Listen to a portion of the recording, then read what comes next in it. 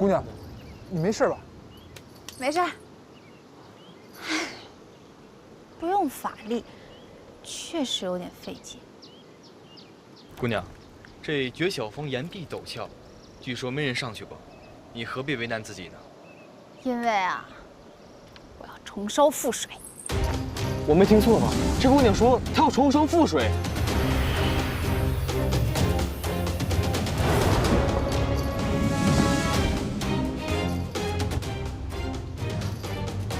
不能用法术。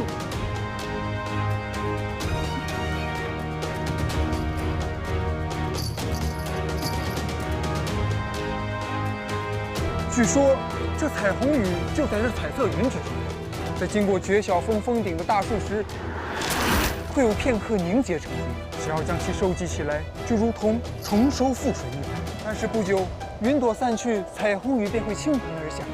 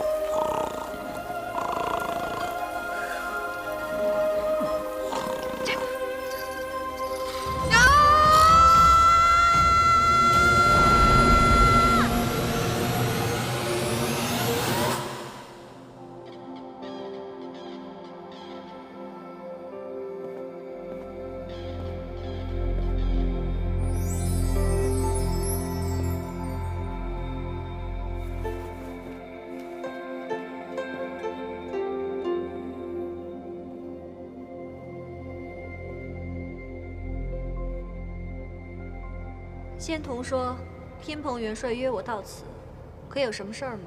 天庭这么大，仙子却偏偏走进了我城堡的地方。不是你让我来的吗？你这磨人的小妖精，总是这么聪明。我可是仙子，你居然拿我跟妖精相提并论。 听说你最近酷爱鉴赏名剑，对啊，这是我从品鉴堂精挑细选出来的10把名剑。今天你不看完，不许回家。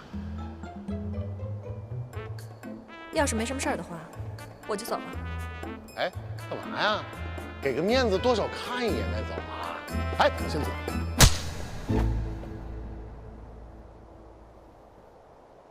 你是第一个敢对我动粗的女人，不过我喜欢。哎呦！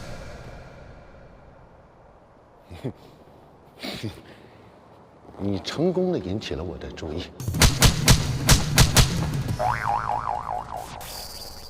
好了，乖，我们继续看家。哎，你干嘛呀？你打我干嘛？我好容易找出个剑，就让你开心一下嘛。你干嘛打我呀？就算有再多剑又怎么样？我要的只是玉帝的紫青宝剑。为什么呀？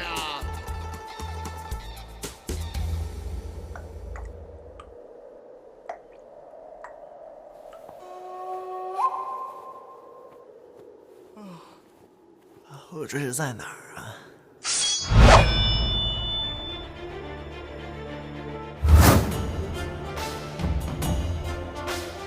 这位姑娘，我做错什么了吗？故障妖女，你自己做什么自己不知道吗？口有点渴，喝点水。哎，喂，你住手！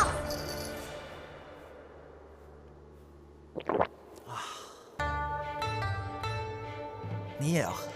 我杀了你！等一下，等一下，姑娘，我知道我一定做错了什么事情，但是请你告诉我，我一定会负责的。负责？我昨天好不容易登上绝晓峰，我准备利用彩虹雨来覆水重收，结果呢，你这么一只大猴子天上掉下来，把水全都弄洒了。我今天早上好不容易又采集了露水，准备再次覆水重收，你给我把它喝了。就这些？就这些？你还想要什么呀？我懂了，我懂了。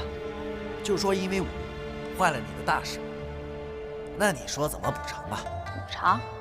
覆水难收，我好不容易想到办法完成这件事，结果你呢连续给我捣乱。好了，现在我完不成3个难题了，我也得不到紫青宝剑，你说怎么补偿？什么3个难题？什么紫青宝剑？是我樊台一只妖猴，你怎么可能知道紫青宝剑的秘密？那你倒是说啊！我大圣无所不能，何况3个难题了。休。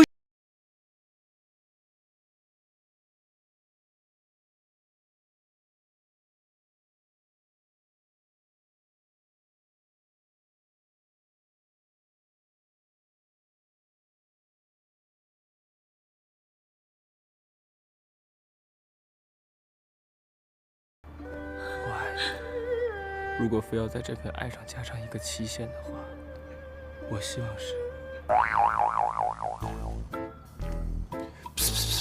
铺垫差不多了，该提借钱的事了。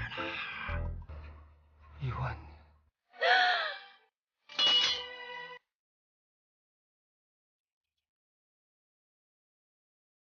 别说话，吻我。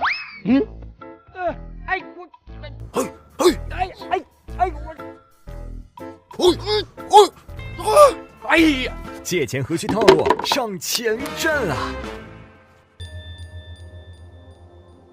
原来你这么费尽心思的酿造仙酒，是为了跟玉帝交换紫青宝剑？没错，紫青宝剑能辨真情，虽然只是传说，我也想试一试。你想问什么呀？我只是想问，我是不是只能永远独居在清冷的月宫，再也遇不到我的真爱之人了？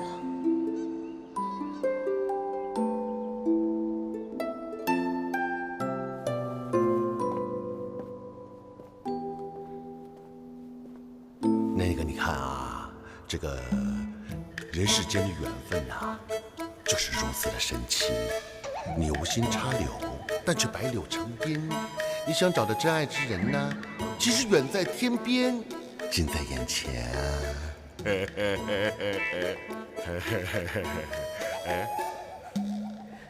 你说你是真爱之人，我可不信。更要把紫青宝剑找来验证你一下了。还验证什么呀？这是怎么验证啊？哎，再说，你现在仙酒都没了，你拿什么跟玉帝换啊？你说的也没错，你我虽然都是神仙，但也无法让时光倒流，还说什么真爱呀？大家都是神仙，所以才般配啊！仙子，你再考虑考虑。哎，仙子，时光倒流。我从小啊就坚信我的意中人是个盖世英雄，有一天他会踏着七色的云彩，身披金甲圣衣来娶我。依我看，这天上天下盖世英雄只有我一个，还有什么金甲圣衣，我那儿多了去了，我都不稀当穿。你能不能赶紧说那3个难题？连3件难题都不知道，你还好意思说自己是盖世英雄？你不说，怎么知道我不知道？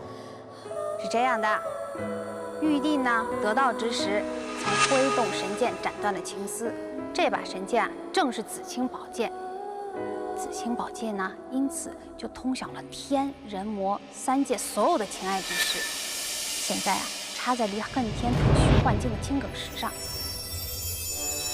我只要得到紫青宝剑呢，就可以知道我的意中人在哪里。可是必须要完成3个难题，就是覆水重收、破镜重圆和死而复生，而且不能使用任何法力。哎，总之啊，只要是完成了这3件难题，我就可以知道我的盖世英雄在哪了。等会儿，你说什么？完成这3件难题，我就可以知道我的盖世英雄在哪里。不是这句。3件难题：覆水重收、破镜重圆和死而复生。也不是这句。玉帝得道之时啊，曾挥动神。没错，就是这句。这一句，这句怎么了？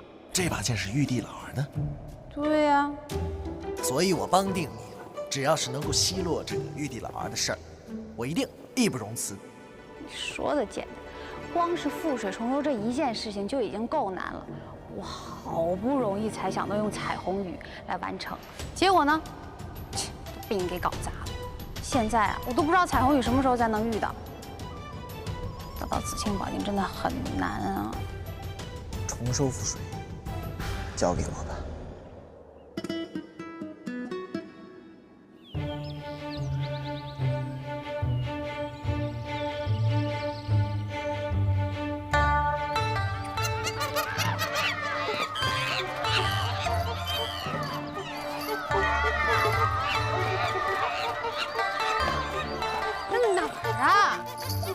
我家花果山呢？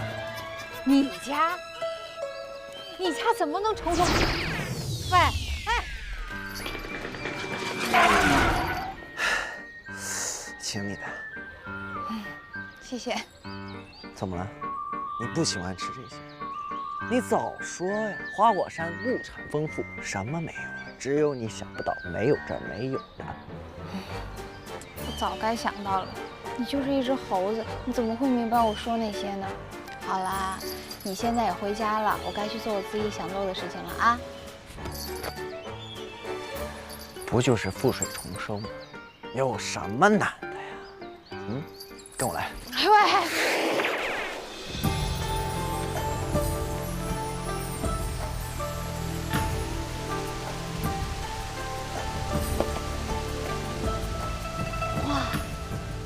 好漂亮！你是说这儿可以重收覆水啊？没错。唉，不愧是个傻猴子。这儿呢，瀑布虽然好看，但是紫青宝剑要求的重收覆水呢，不是什么水都可以的。你怎么就知道这是普通的水呢？你看这个瀑布的造型，每天哗哗哗的往下流。像不像是有人在上面往下倒，每一滴都不会重复？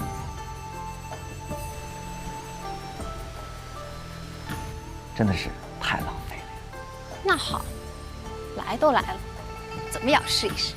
等一下，地方呢是没错，但是呢，我们还要再等一等。等什么？来了。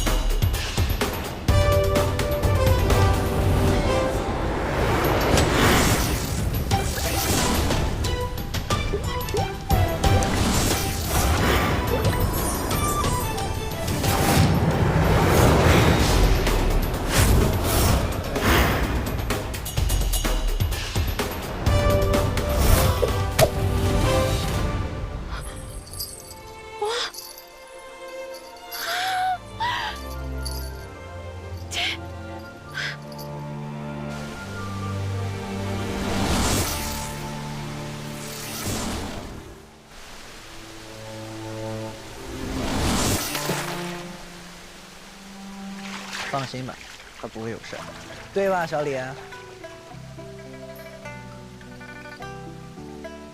哎，我听说啊，天界的龙门呢，每年会在特定的时候开启。这个时候，只要越过障碍跳进龙门，就可以变成真正的飞龙。以前我只是听说，没想到是真的。你好啊，小李。你别看他叫小李，他可是在这跳了好几百年。哎呀，大圣，女孩的年龄是不能说的。这一下，知道大圣为什么带我来这儿了。逾越龙门实在不是一件简单的事情，努力向上的过程里边呢，就算是瀑布急流，也能溅起水花。虽然水花少，但是却很珍贵。这会儿，你知道我说的没假了吧？假是不假，不过小李游一次都已经精疲力尽了。你要是用这种方法呀，挤满1瓶，根本不可能。想要成为龙的，可不止我一个哦。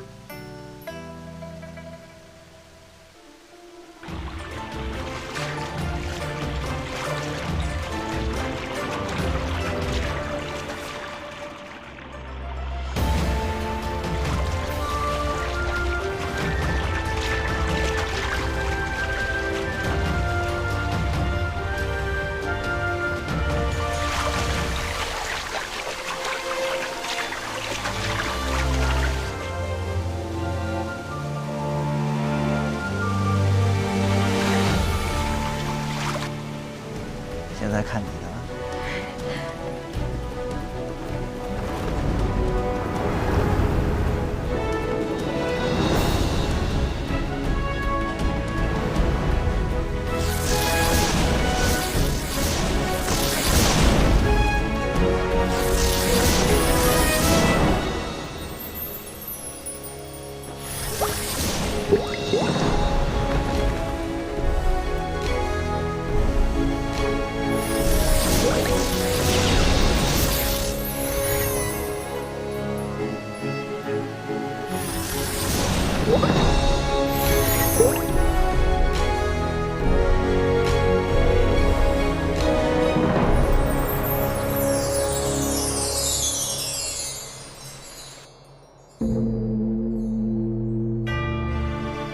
众生听闻一佛成，心生惧怕，怕的就是佛道长远，路途艰险，而不想亲近佛道。想要彻悟成佛，只有用大无畏的精神和勇气。一切众生从无始来，迷己为悟，失于本心。若能转悟，则同如来，身心圆明，不动道场，于一毛端，便能含受十方国土。佛陀，太白金星来了。南无阿弥陀佛。玉帝何事？凡太白金星前来。花果山有一石猴，有些本领。玉帝曾召他上天庭，封为弼马温。谁知他嫌官小，竟反了天庭，自封齐天大圣。这妖猴神通广大，众天兵天将出马，也没能将其收服。如今这妖猴已逃离天庭，势在晋级，因此玉帝特请如来相助。齐天大圣，这个成精的猴子，胆子实在不小，妄想夺玉帝尊位。在座诸位，你们都听到了，可有人自告奋勇去擒那猴子回来伏法吗？谁去也合适呢？此人选也要谨慎啊！此去必须将妖猴一举拿下才行。正是，不然岂不是更加的助长了他的威风？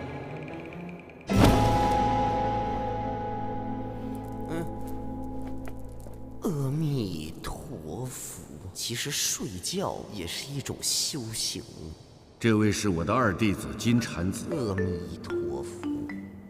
既然如此，捉拿妖猴的任务就交给他吧。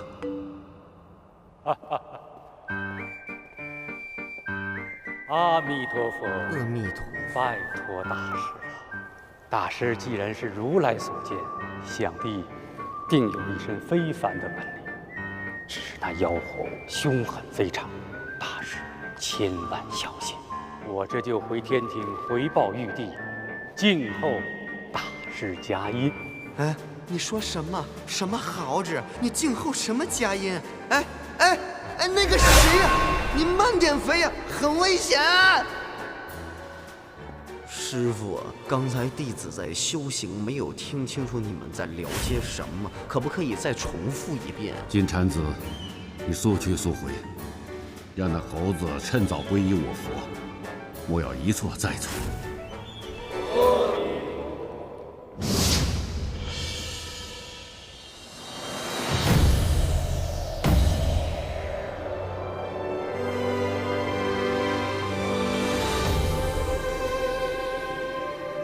人间这么大，我去哪里找孙悟空啊？哎呀，不过还好啊，太白金星给了我一张孙悟空的画像，长得真丑啊，有道是路在嘴边。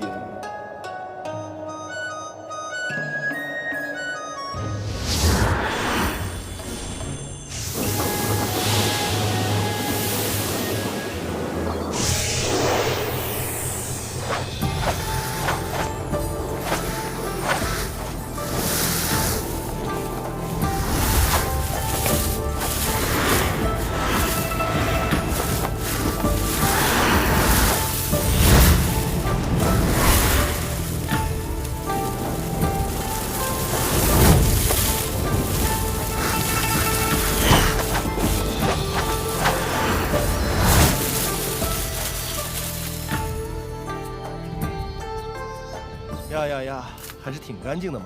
尊者好。仙子辛苦了，这是您和紫霞仙子这几天的薪水。尊者太客气了，我与紫霞此来为的是修行，怎么能拿薪水呢？仙子，是我措辞不准确，不应该是薪水，只是些补给。那就谢谢佛祖了。请问这是我跟紫霞2个人的吗？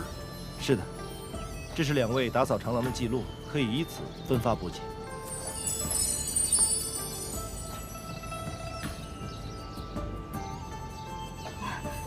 敢问尊者，紫霞怎么打扫的这么少啊？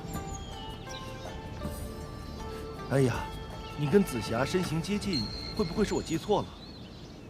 不过话说回来，确实好像有些日子没见到紫霞仙子了。好你个紫霞，竟然敢留我在这修炼，自己去玩了！仙子息怒，这都是修行。你来此地的目的，不就是为了平心静气，不要让自己更加易怒吗？少废话！这就去把这个贱人抓回来！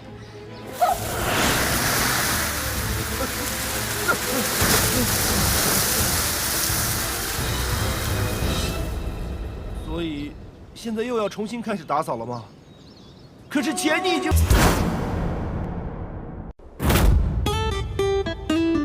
又是你！这什么情况啊？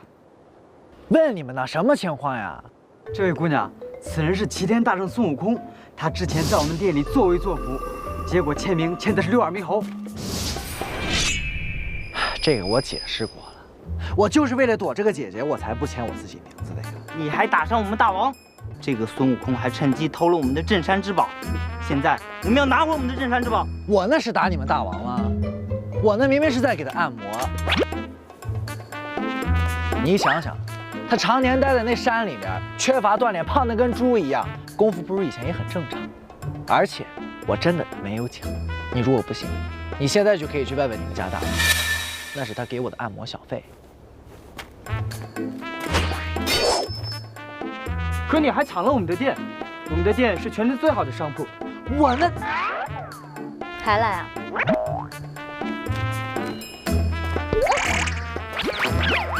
你那个武器我拿去给你保养了，你知不知道？强词夺理，那我不讲道理，别逞能，骗子！滚！你说你是齐天大圣？没错呀，如假包换。那你为什么打不过他们？你干嘛？我是齐天大圣，我不能对他们用我的大招，这样天天不会放过我的，对不对？这孙子还干了些什么？他还偷了我们家的鸡，他还强迫我和隔壁的大婶亲嘴，他还拿我家的猫和狗交配，说我生个猫整兽了。够了！这种鸡毛蒜皮的小事让我出手。哎，我警告你，别再跟着我。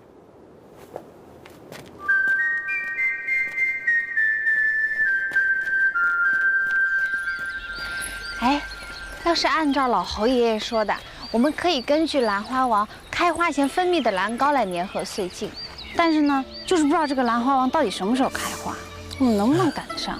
这个就要看仙子你的运气了。运气不好的话呢，可能30、50年都不会开。要是这个办法真的可以，我就等他个3年、5年、10年的。再说了，就是上百年我也等。看不出来啊，你还挺有毅力。哪里看不出来？我这么聪明、智慧、魅力脱俗的。哎，这个兰花之所以叫兰花王，它有它厉害的地方，不仅在于它年岁悠长，还在于它花开不败，所以你就可以不用等那么久了。哈，你这个大骗子！那花明明是开的，你还骗我？我只是在替紫青宝剑考验一下你而已。那请问紫青宝剑对我的回答满意吗？非常满意。走，采花去。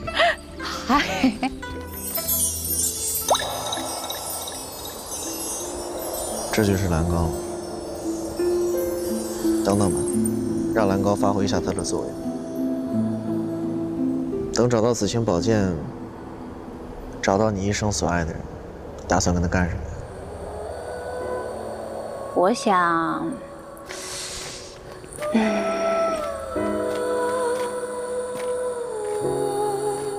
我想跟他去最美的地方，看最美的风景。花果山就很美啊。我会带他来这里的。哇，真的好了！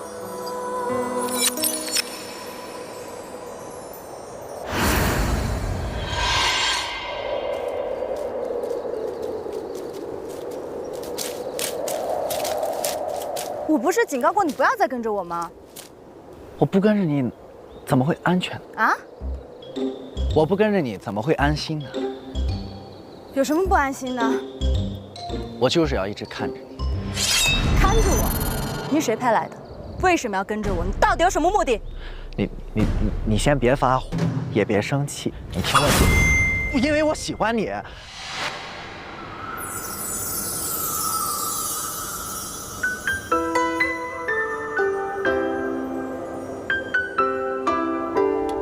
所以我一直尾随你，但是我却找不到接近你的办法，于是我就到处捣乱，目的就是为了引起你对我的注意。我知道这样做很唐突，我本来一辈子都不想告诉你的，但是没办法，我已经来不及了。现在如果你想杀了我的话，那正好。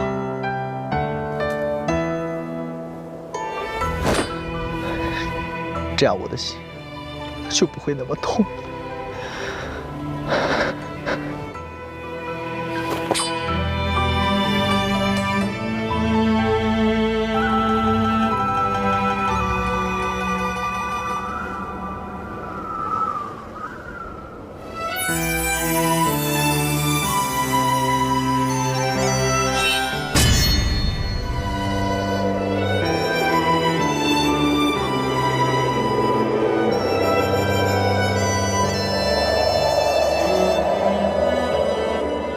这兰花王一点用都没有，真的是太生气了！亏我跟他做了这么久的邻居，我现在就要把他拔了。哎，没事儿的。虽然啊，这期望很高，可是我也不是没做好失败的准备啊。而且我们这是第一次尝试嘛，失败了也不奇怪啊。不然那么容易完成的话，哪能算得上是难题啊？啊？你你看看你那个失望的眼神，你怎么比我还要难受？哎，放心啦，这一点小的打击啊，对我来说算不上什么，只会让我更努力、更坚强。大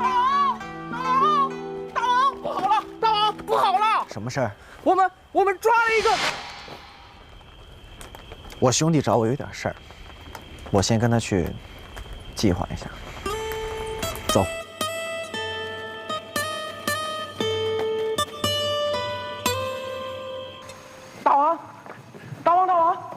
大王，你怎么不告诉紫霞仙子，让她一起来帮忙啊？什么情况都没搞清楚，帮什么忙？你现在赶紧告诉我什么事儿啊？就是我们捉住一个从天上下来的神仙，站在云上边，咻，这样下来的。是玉帝派来的天兵天将？不知道，他就一个人下来就问大王你人在哪儿？我们当然不能说了，所以就出手把他抓了。你当我傻啊？神仙怎么可能那么容易就让你们给抓了？大王，我可没撒谎啊！为了以防万一，我们在这里设了好几层的陷阱呢。谁知道后边的还没用上呢，他就被抓了。这么说，他还挺弱的，这么容易就被你们抓了。大王有所不知啊，这个神仙虽然一副弱鸡的样子，可是兄弟们都快要被他逼疯了。逼疯？为什么呀？捉住他以后，我们就把他关在牢房里审问。你叫什么名字？我跟你说过了，我是如来座下第二弟子，我叫金蝉子。这是什么地方啊？来，现在是我们审问你，你凭什么提问题？哎呀，这位豪兄啊，你这样说呢就不对的了。刚才我已经回答了你的问题了，现在呢是我提问的时间呢。我提问的时间你不让我问问题呢，就是你不对了。人和豪之间呢也是讲究互爱互信的，如果没有互爱互信的话呢，就不公平了。不公平，大家都不开心了，不开心了，生活里面就会出现很多不愉快的小插曲了。比如说，现在你想问我问题呢，我就不是很愿意回答你了。为什么我好想揍他呀？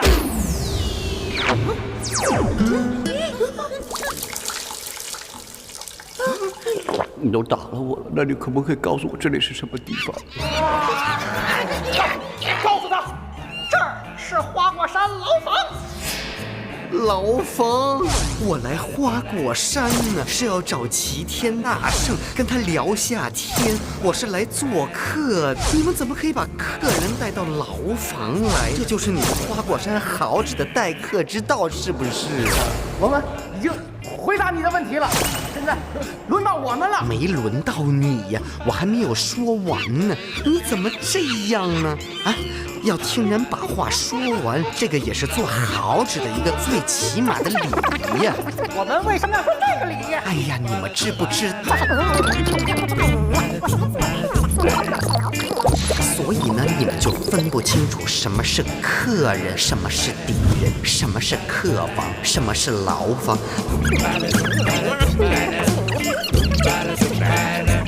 为什么他讲话，你打架？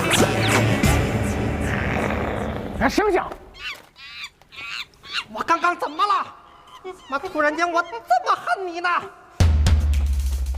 这个人很危险呢，咱们不能再听他多说一句了。那怎么办呢？把老猴请过来。啰嗦，爱讲道理，谁还能讲得过老猴啊？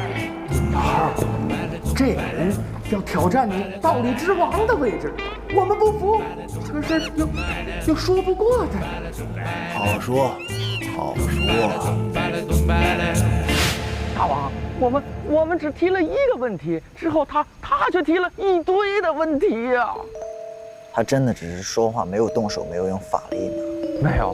但说真的，与其听他唠叨，那还不如打一架来得痛快呢。这么想被打，要不要来一下？大王，我只是表达一下我郁闷、憋屈的心情。看来这个金蝉子真的是跟天平上那些只会打的天兵天将有所不同。不过既然老猴现在已经出马，我想应该已经摆平了吧。原来是个年轻人呐！阿弥陀佛。这么多年来，我博览群书，通晓世事，我懂的道理比你睁眼的次数还要多呀。这位老先生啊，其实呢，我对您的这个见解呢，还是有一点点意见的。我觉得一个人呢，懂得道理的多与少呢，不能够根据他的年龄，还有他读了多少书来判断的。因为呢，这是天然不公开的了。虽然没有过多说，你知道什么可为？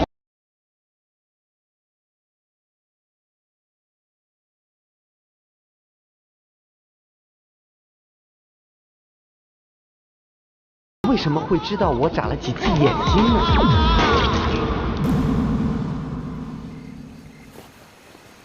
大王，大王，快去看看老猴吧，老猴他死了。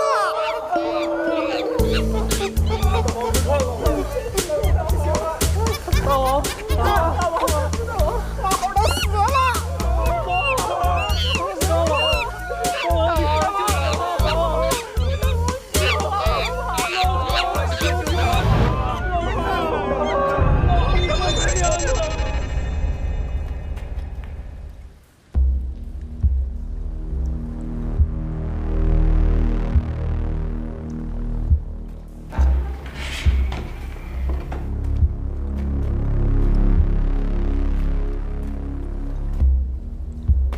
哇，诶，这位小兄弟，我们未曾见过，你长得也是很有个性。都说你很啰嗦，果然开口不反呢。哎呀，你看啊，他们肯定是在背后说我的坏话了。有什么事情不能当面说呢？当面说出来多好啊，又没有误会。你呀，不要听他们乱讲，要相信自己的眼睛啊，用自己的手去感受一下别人的心。我不想感受，请吧。等一下，看你的站姿这么霸气，难道你就是齐天大圣？哎呀，你真的是齐天大圣啊！好开心呀，我终于见到你。我跟你说啊，我呢是如来的座下第二弟子，我叫金蝉指啊，我代表了天庭呢，要过来跟你聊一下。聊一聊？难道你不是来抓我的吗？哎呀，不要说抓那么难听了，我只不过握了一下你的手而已，看我多有诚意。除非你打败我，我就跟你走。哎呀，你们这些年轻人呢，怎么这么喜欢打架呢？打来打去，打打杀杀，又会流血，又会变丑，还会痛，冤冤相报何时了啊？哎，不如这样啊，我带你回天庭，我介绍如来给你认识。我住口！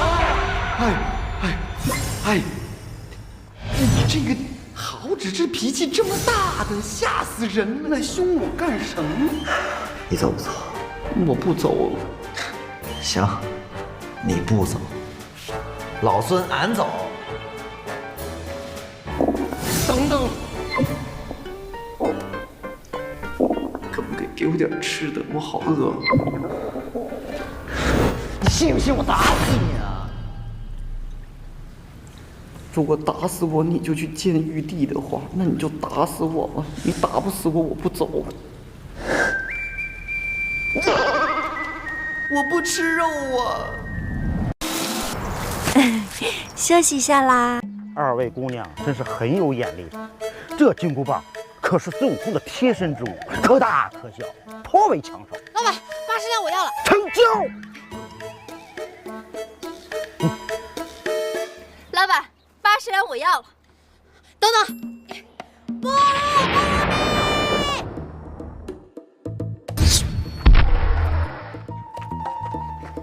老板，给。金箍棒已经被那位姑娘买走了，都已经走很久了。我靠！小灰瓜，给我！已经被那位姑娘买走了，刚走。哎，废话！金星姑娘，你到底从哪儿这么快搞来的钱啊？借款啊，就得找前站，急速审批，急速到账，就是快。借钱上前站。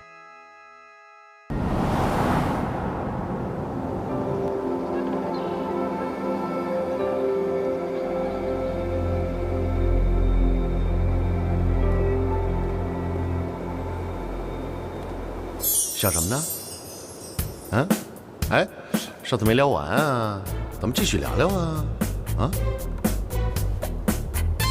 哦，哎呀，常常，我说你这个人太没有情趣了，我都对你双臂动了，这个时候你该娇羞低头才对呀。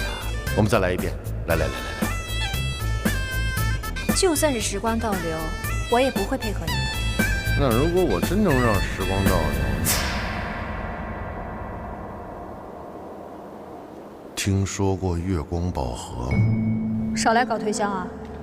这兔子掉毛的事儿我还没给你算账。哎呀，这笔账咱们可以慢慢算，但是你要是错过了月光宝盒，你一定会后悔的。那可是观音大士的前世三公主妙善独立设计的孤品。偏偏我是猪啊！说来听听。月光宝盒是妙善为了救自己的爱人所炼化的宝物。它最奇妙的地方就在于，可以让人穿梭时空，回到过去，飞向未来。然后呢？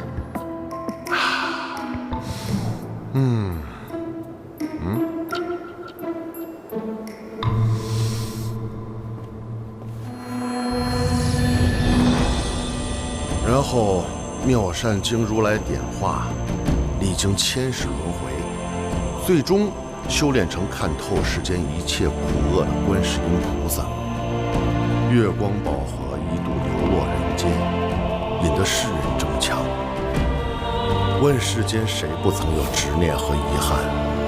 人人都想通过月光宝盒改变过去，奈何世间万事万物皆有因果，妄自更改，必定天下大乱。未免世人一错再错，观音决定寻回月光宝盒，并欲将其毁灭。怎么样？我渊博的样子是不是很帅？哎，你干嘛呀？你去哪儿啊？抢救月光宝盒。不是，你等我会儿。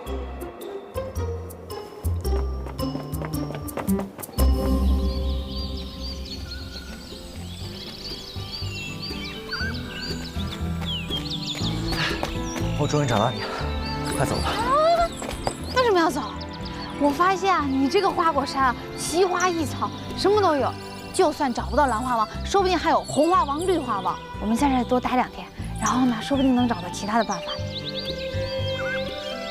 我们还是走吧，其他地方说不定也有红花王和绿花王。其他地方的红花王和绿花王，那也不是这儿的红花王和绿花王呀。你不走，我走。喂，你昨天走了以后就很奇怪，你是不是发生什么事儿了？没有，只是这几块镜子放在我这实在是渣呀，我只是想尽快的完成而已。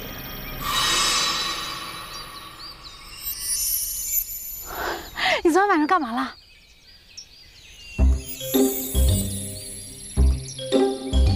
我什么都没做，除了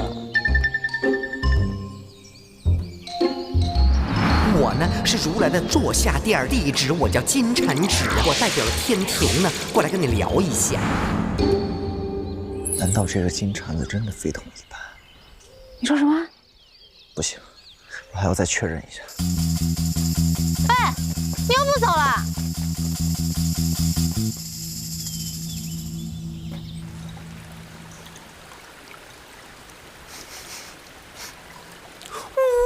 哇！我就知道你肯定不是一只绝情的好纸。我看你呢，算是个不错的神仙。所以我有几句话想要跟你讲。你说。我喝了玉帝老儿的酒，打了他所有的天兵天将，我还放话说要坐他的位置，所以，我现在跟天庭的关系呢，那就像这面镜子一样，破镜无法重圆。你叫什么来着？我是如来座下第2弟子，我叫金蝉子。金蝉子，如果你能够让这个破镜重圆的话，我就跟你回天庭负荆请罪。但是，我觉得这一定是不可能的。你是不是也觉得不可能啊？是不是？我让破镜重圆了，你就会去天庭负荆请罪啊？当然，一定。但我就觉得，你这个牛吹的有点大了。牛吹的大不大，要吹过才知道。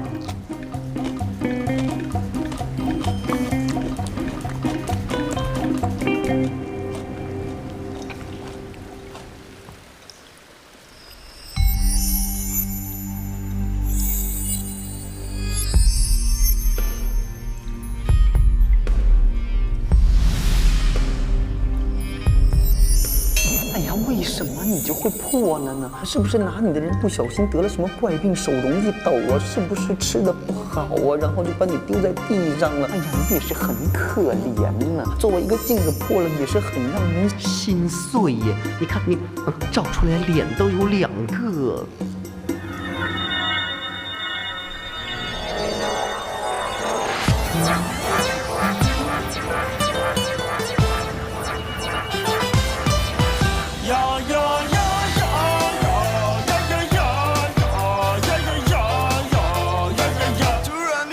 这是对呀，这就是对，不对也对。突然又觉得那不对呀，那就不对，对也不对。如果这不是想要啊，偏又不要，不要又要。如果这准备不想要啊，偏偏又要，要是不要，天上一只猴。山一头牛，是猴大那牛，还是牛撞猴？天上那只猴，很善良头牛，是猴大那牛，还是牛撞猴？如果你觉得你很牛啊，你就很牛，不牛也牛。如果你觉得你不牛啊，那就别说，低调不错。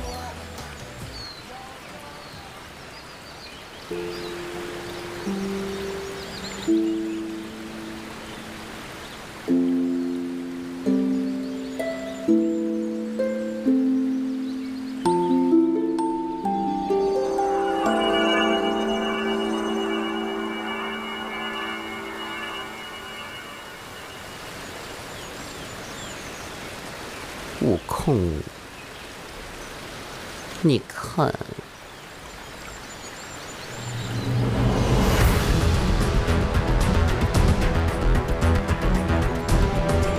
你真的做到了，我真的是大心眼儿佩服。阿弥陀佛，有话好好说，站起来再说。悟空，我们纠结镜子的事情已经纠结了好多天了，都没有好好的聊过天，不如我们聊一聊。等我安定好我的小弟弟，我自然会上天庭。啊，你用的时间是不是很长？很长的话，不如我等你。不用等。你出来这么久，如来一定很担心你的。哎呀，你说的也很有道理呀。哎呀，没想到你都考虑到这一点了，悟空啊，你果然是开悟了，都会为他人考虑了，我真的很欣慰。哎，那没办法呀，是不是？谁让你教的？那我在天庭等你啊，再见。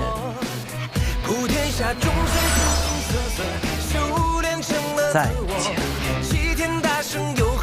紫霞，你快来看，破镜重圆了！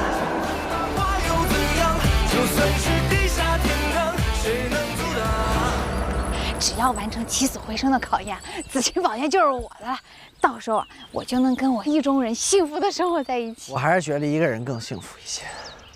除了喝酒吃桃，你还懂什么呀？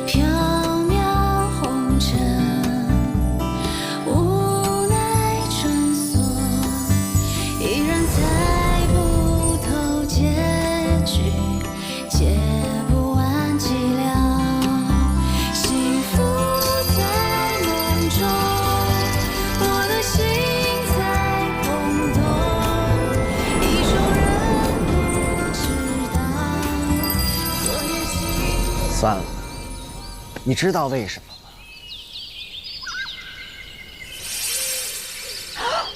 哦，花虽然落了，可是没有死啊，它只是把生命传递给了果实，所以不能算是死而复生。正确。啊，那怎么办啊？去镇里看看吧。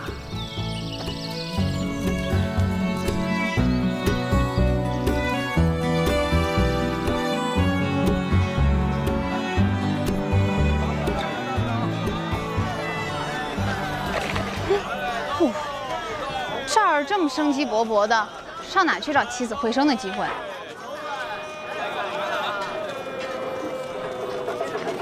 哎，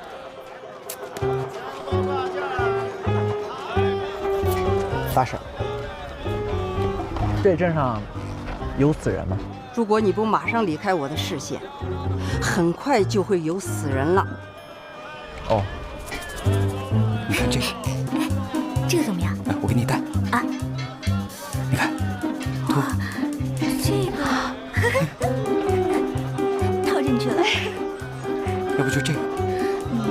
这个颜色不太好。我说你们女人是不是除了买就是买？花钱哪有谈恋爱好玩？你不觉得他们很幸福吗？走累了吧？我觉得吧，那男的眼光就跟那女的身材一模一样。放过我吧！放过我吧！主人大夫，验了气的病人，我也回天乏术啊！放过我吧！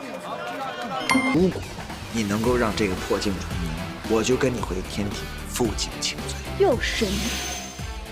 你谁派来的？为什么要跟着我？你到底有什么目的？因为我喜欢你。听说过月光宝盒吗？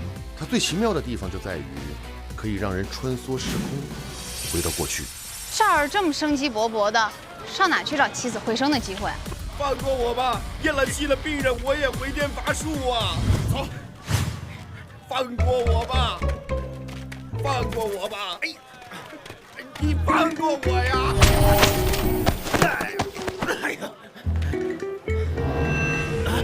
你。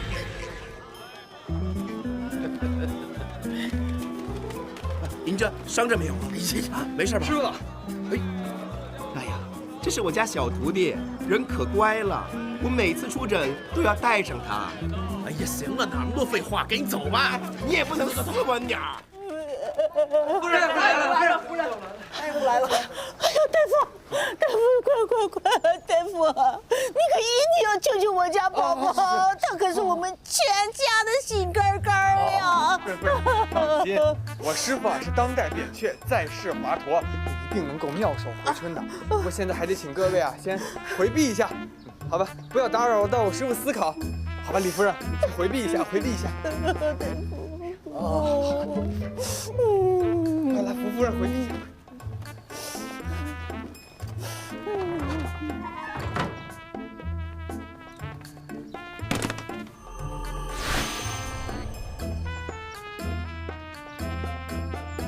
怎么样啊？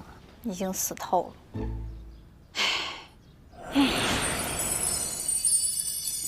不是说不能施法吗？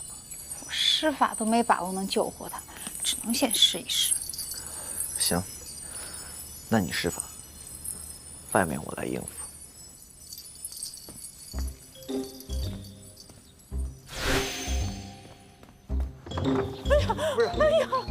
哎呀，大夫，我家宝宝怎么样了？在干嘛？你们到底行不行啊？不要急，不要闹。我师傅医术好，保准救回你家宝宝。可是你看啊，你一吵，他一闹，气氛全都破坏掉，你家宝宝可要死翘翘了。哎呦，李夫人！夫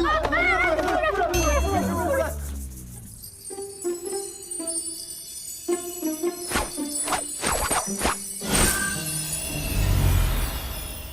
好了没有啊？没有啊，再帮我顶一会儿。夫人，您没事吧？哎呦，夫人，我家宝宝怎么样了？是不是不行了呀？这位大妈，你看啊，这前后后啊过了才不到半炷香的时间，你未免有点太心急了吧？我知道啊，这等待的时间总是如此的漫长，不如我们先聊聊别的，转移一下注意力嘛。比如你喜欢的颜色是什么？你喜欢吃什么？你喜欢的歌星是谁嘛？粉丝，国宝兄，仙女48人团。哎呦，看不出来，李夫人您还是很有少女心的嘛。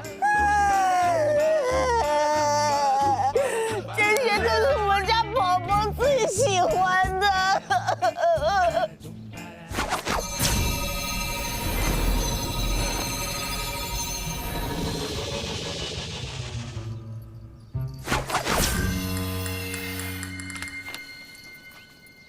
夫人，这是我家宝宝给我画的肖像。我在我家宝宝心里是最美的，其实我也没有那么漂亮，是不是啊？还有，画的美啊！不行啊，这家伙太美呀！哎，你看呀，你看，这是我家宝宝的宝贝。这是皮带吧？这是他的皮，太长了，我给他剪掉了。哎呦，夫人，我替你搭把手啊！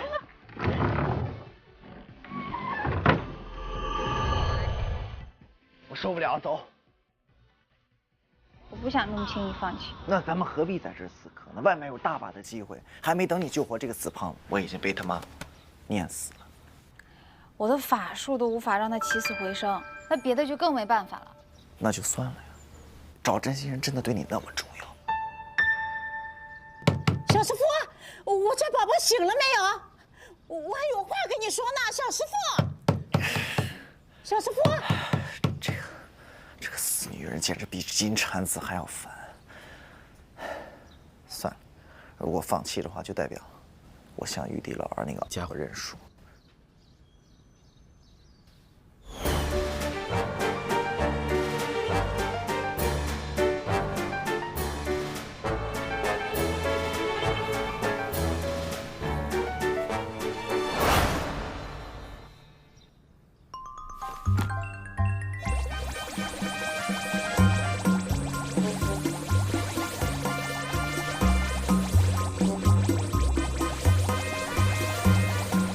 是不是？我问你呢，起来！啊！你们什么人？你们谁呀？滚！滚！哪来的神经病啊！滚！神经病！都怪你！你桃子师太多脑子长毛了吧？想出这么烂的法子。至少我们排除了一种方式。你走吧。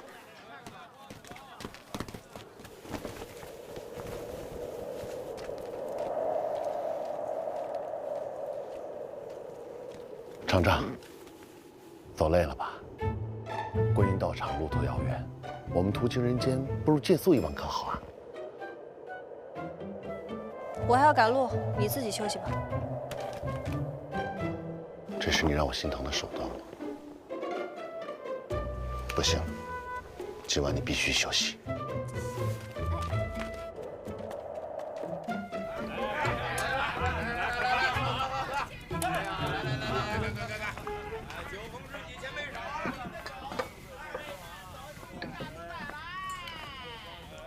放心，只要是你想要的，我一定帮你拿到。现在你必须去睡美容觉。小二，天子1号房。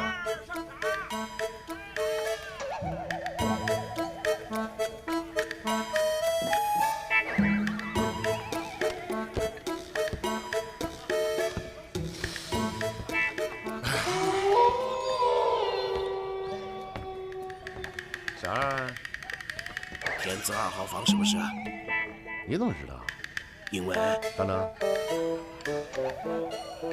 按照你这种奸商的逻辑，2号房一定离这1号房有8丈远。天地玄黄，宇宙洪荒，我瞧你们这儿的客房也没有那么多间，绝对排不到第9个字。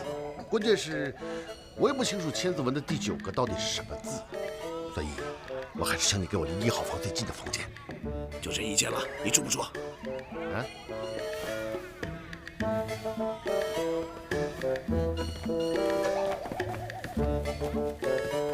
现在就是这里。这连个门都没有，你给我钥匙干嘛呀？哎，这样子嘛，企业文化当然是要有的嘛，没有门也要有钥匙的。那说好和1号房对近的，就给我睡这个？哎呀，1号房当然是顶层套房啦，先生。虽然我们客栈小了那么一点点，但是很国际化的好吗？要不是因为现在是淡季呀，你根本没有地方住的哦。问问你老板，你们店卖吗？什么？你要买我们的店呐？对呀，我把你们店买下来，然后关掉它呀。要你这种员工有什么用啊？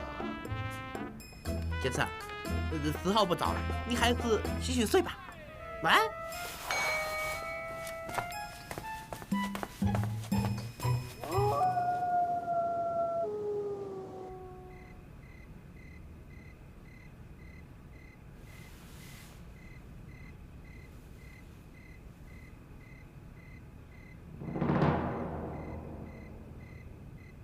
有妖气，厂长。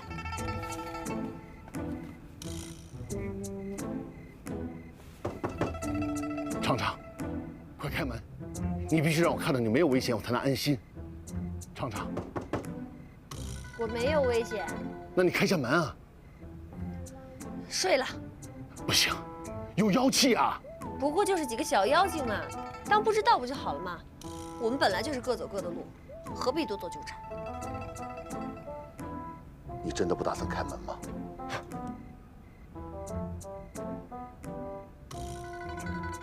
好，我就喜欢你这种个性的女孩子。记住，谁敲门都不要开。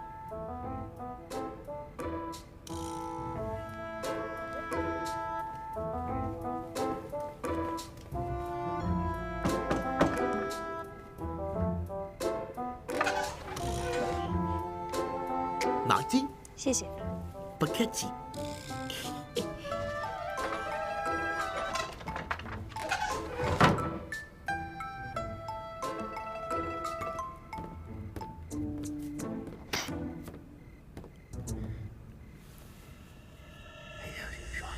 这是不是这啊？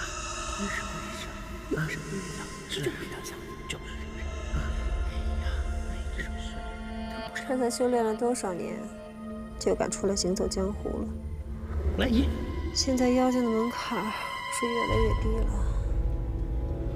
这个紫霞真厉害呀，已经完成了宝剑2重考验，看来他很快就能得到紫青宝剑了。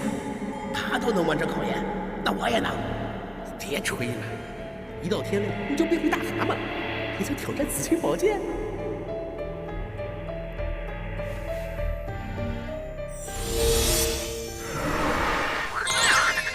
？3更半夜的，你们吵什么？我们在谈紫霞呢。谈紫霞，那就滚远点儿，别耽误我睡觉，麻烦。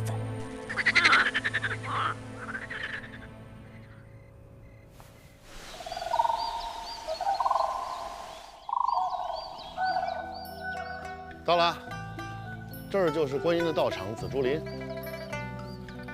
哎，仙童，天蓬元帅，嫦娥仙子，观音最近下凡到人间普度众生，不知2日前来，有失远迎。哎呀，没事没事，不要客气啊。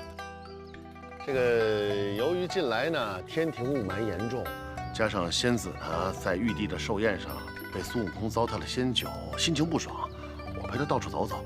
路过此地，顺便过来看看。你忙你的，你忙你的，去。哦，那2位请自便吧。哎呀，真乖。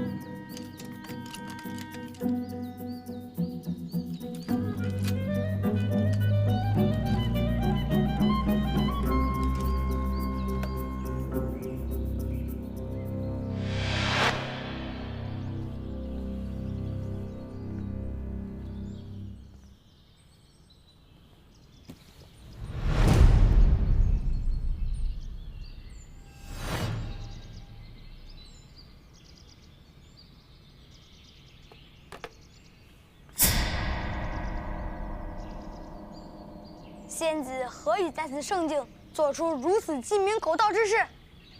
你也知道这是圣境，何必出言不公？不准走！哈，嘿，哈，啊！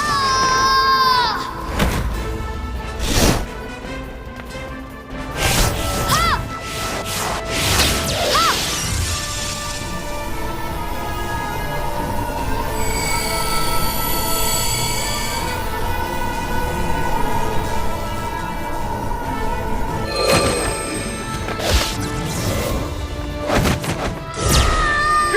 用完就还你啊！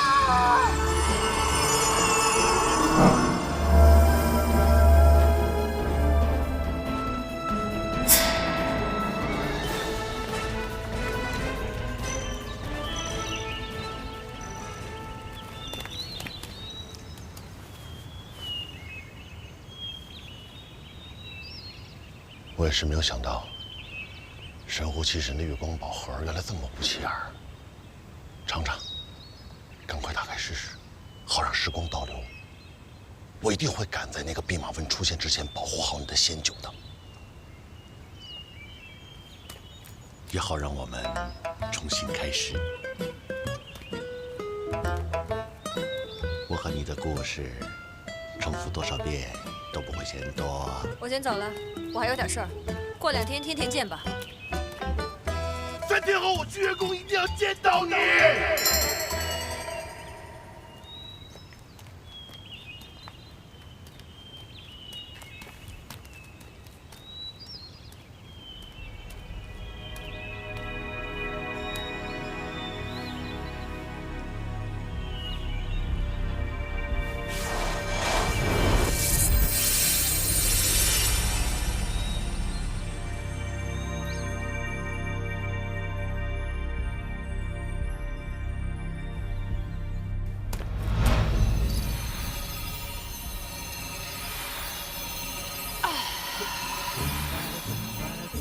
你们两个疯子，能不能别当我做生意啊？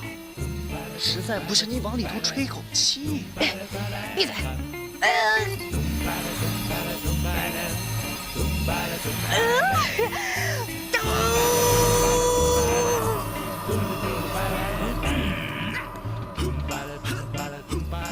这可是我费了半天劲才刮的鱼鳞。大哥，只要这条鱼能够死而复生，只要我们的任务能够完成，你这条鱼一定能卖个好价钱，知道吗？这叫什么？双赢啊！那这条鱼要是活不了了，被你们玩了这么长时间，这钱谁来付？瞎说什么呢？瞎说！什么就叫救不活了？快点行吗？再使点劲儿！还我宝盒！别跑！你快点，管人家干什么？什么时候？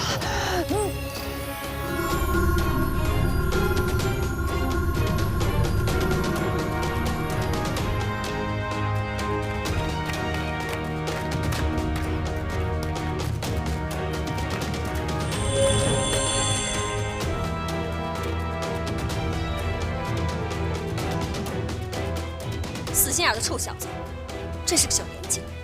你把宝贝还我，我自然不会纠缠。多事，用完了自然就会还你的。观音大士大慈大悲，根本不会计较。既然有借有还，就光明正大一点。偷偷摸摸，我岂能饶你？哈哈！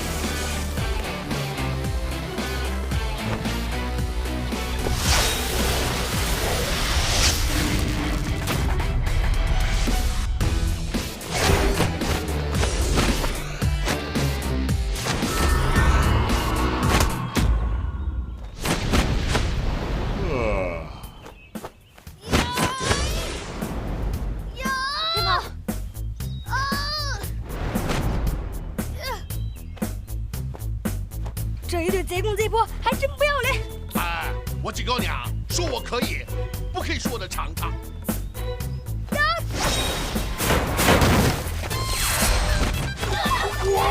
不要逼我啊！我不对小孩子动手的。小朋友不可以这么淘气啊！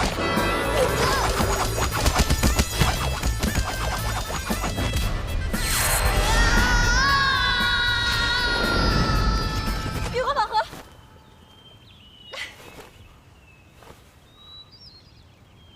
我警告过他了。人你也救不了，死鱼你也无能为力。咱们再这样下去的话，可真的不是办法。怪我了。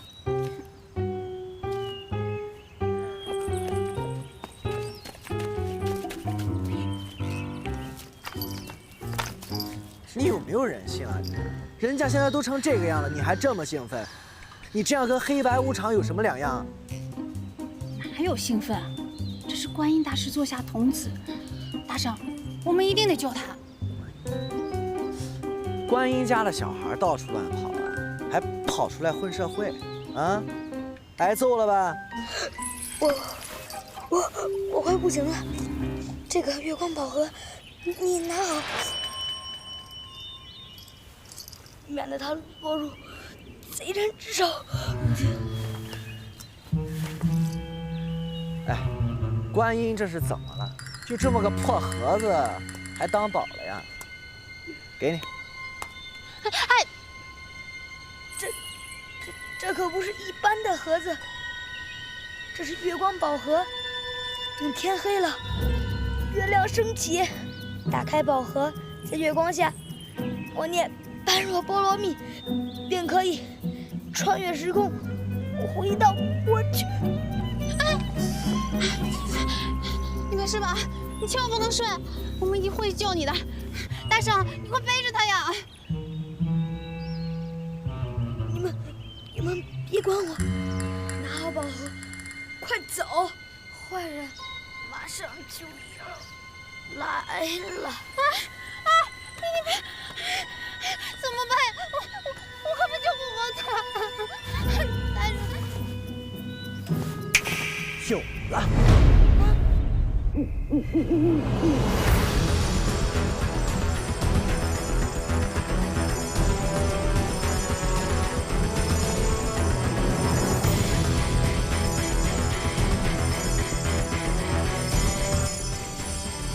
大圣，你这个样子的话，你自己也撑不住啊！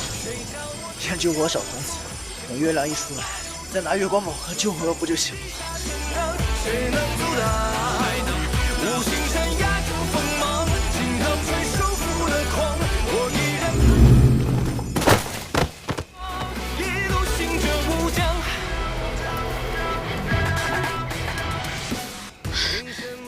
太好了！大圣，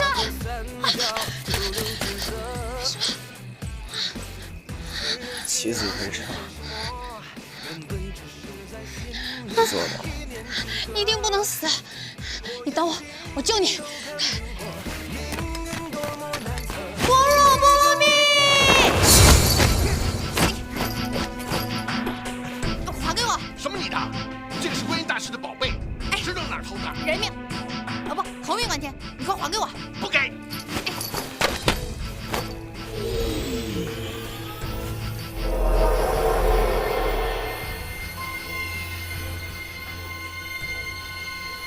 观音大师，